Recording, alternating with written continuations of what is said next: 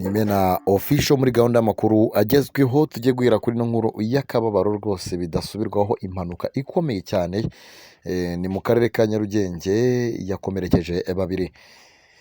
Imodoka ebyiri zagonganye muri rompuwe nini yo mu mujyi wa Kigali rwagati, bivuga ko abantu babiri aribo bakomeretse gusa bahise bahabwa ubutabazi bajyanwa ku bitaro bya kaminuza bya Kigali CHUK.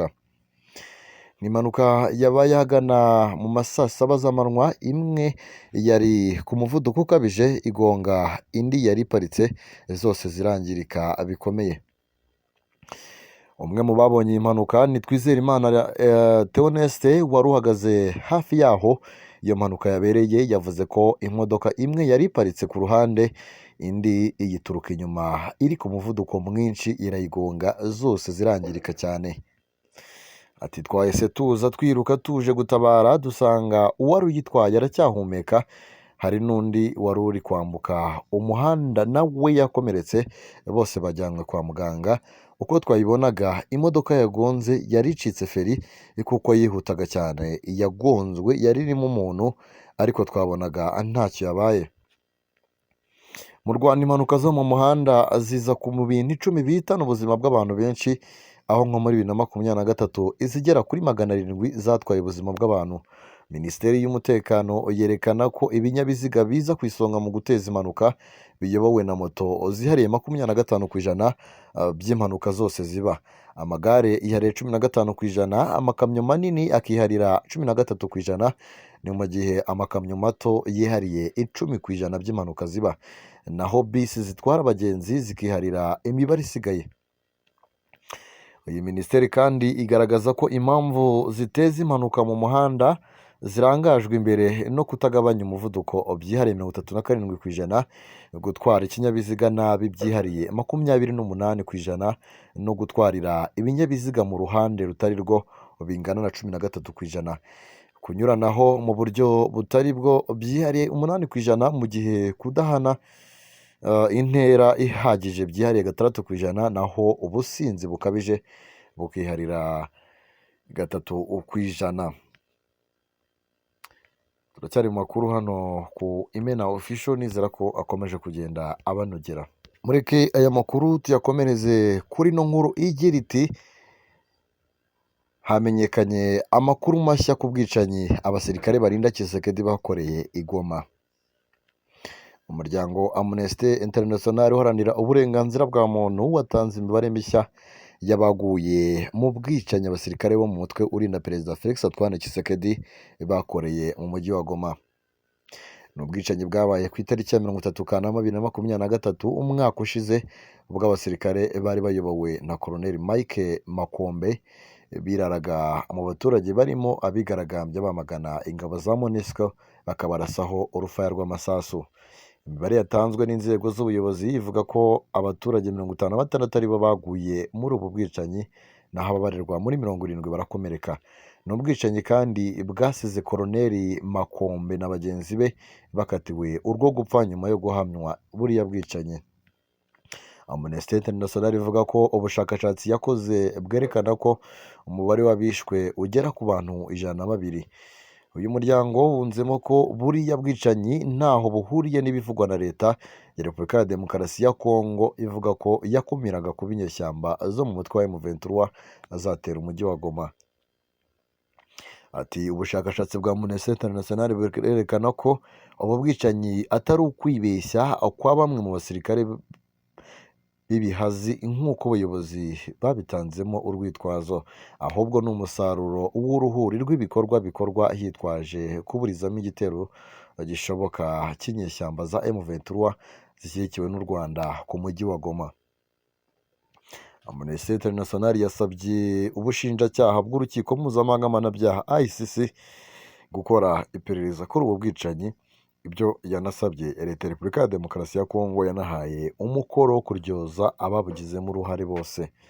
Uyu muryango kandi wasabye Perezida Felix Antoine Tshisekedi guhagarika Lieutenant General Constantin Ndima Komba wari guverineri w'intara ya Kivu y'Amajyaruguru ubwo bariya bwicanyi bwakorwaga, cyo kimwe na Majoro Peter Kabwe Ngandu wari bakuriye ukuriye abasirikare babukoze. Turacyari mu makuru, reka dukomereze kuri ino nkuru igira iti urwego rw'abikorera REG na WASAC ku isonga mu kurangwamo na ruswa. Urwego rw'abikorera n'ibigo bya REG na WASAC biri mu biza imbere mu byagaragayemo ruswa nyinshi muri 2024, aho mu rwego rw'abikorera iri ku kigero cya 13%, muri REG iri kuri 7.80%, mu gihe muri WASAC iri kuri 7.20%. Ni ibyavuye mu bushakashatsi kuri ruswa mu Rwanda byakozwe na Rwanda Bribery Index RBI bwa 2024, bukorwa n'umuryango urwanya ruswa n'akarengane TI Rwanda cyangwa se Transparency International Rwanda, bwamuritswe kuri uyu wa 11 Ukuboza 2024. Ubu bushakashatsi bwakozwe hifashishijwe uburyo bwo gutoranya impagararizi, aho muri buri ntara hatoranyijwe uturere tubiri, iki nk'icyicaro n'akandi k'umujyi, mu gihe mu mujyi wa Kigali bwakorewe mu turere twose. Mu babajijwe abagore ni 44.4%, mu gihe abagabo ari 55.6%, abari munsi y'imyaka 35 ni 42.4%, abari hagati y'imyaka 35 na 39 ni 19.7%, abari hagati ya 40 na 44 ni 14.6%, mu gihe abari hejuru ya 45 na 45 ari 23.2%. Muri rusange mu baturage bakoreweho ubushakashatsi, abavuze ko basabwe ruswa mu gihe bagiye gusaba serivisi ni 15.90%, mu gihe abavuze ko basabye kwitanga ari 2.60%. Bivuze ko abahuye na ruswa mu gihe basaba serivisi ari 18.80%, bavuye kuri 22%, mu gihe muri 2023 mu gihe abagera kuri 81.50% bavuze ko batigeze basabwa ruswa cyangwa ngo basabe kwitanga. Zimwe mu mpamvu zagaragajwe nk'izituma abantu batangwa ruswa zirimo gushaka kwihutisha ibintu. Hari abandi bavuze ko ari bwo buryo bwonyine bwari buhari bwo kugira ngo babone serivisi, abandi bavuze ko ari ukwirinda kwiteranya n'ubuyobozi, mu gihe hari abandi bavuze ko batanze ruswa kugira ngo babone serivisi batari bemerewe. Hari n'abatarashakaga kwishyura igiciro cyose cya serivisi. RBI 2024 yagaragaje ko urwego rw'abikorera rwagaragayemo ruswa mu kigero cya 13%, muri REG hagaragayemo ku kigero cya 7.80%, muri WASAC iri ku kigero cya 7.20%, mu nzego z'ibanze yagaragaye ku kigero cya 6.40%, ni mu gihe mu bucamanza yagaragaye ku kigero cya 6%. Nubwo bimeze bityo, hari inzego zagaragayemo kugabanuka kwa ruswa, nko mu rwego ngenzuramikorere RURA, aho ruswa yavuye ku kigero cya 13.80% muri 2023 igera kuri 4.20%. Mu rwego rw'abikorera yavuye kuri 15.60% muri 2023 ijya kuri 13%. Ingamba zirimo kwimakaza ikoranabuhanga muri serivisi nyinshi no guhangana n'abagaragaweho n'ibikorwa bifite aho bihuriye na ruswa byagaragajwe nka zimwe mu bituma ikigero cya ruswa kigenda kigabanyuka umwaka utashye. Ku rundi ruhande, hari inzego zagaragayemo izamuka ry'ikigero cya ruswa igaragaramo zirimo REG, aho ruswa yavuye kuri 5.80% muri 2023 igera kuri 7.80%.